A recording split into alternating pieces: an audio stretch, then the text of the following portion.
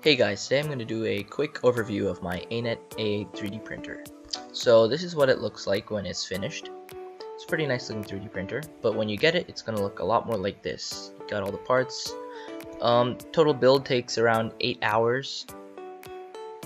Okay, and nice thing is they give you all the tools and some test PLA. And this is all the acrylic. It takes a lot of time to just peel that off. The only problem I had in this build was that one of the acrylic pieces was actually broken. Since it wasn't like a load bearing piece, I could just super glue it back together, and it hasn't been a problem. And here are the build pics.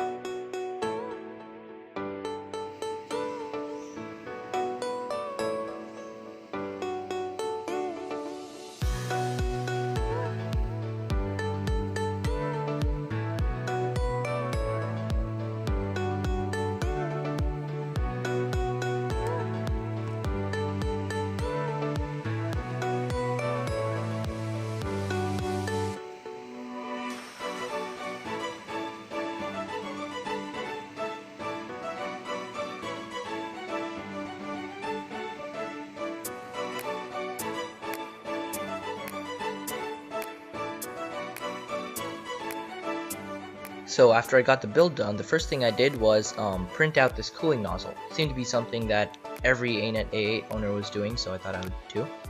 You can find the file on Thingiverse. It's pretty popular and there are many variations now, but this seems to be the original. And what it does is it takes the air from the cooling fan, and instead of shooting it straight at the nozzle like the original one that you can see here does, it encircles the nozzle, which is pretty nice, gives you cooling from all directions.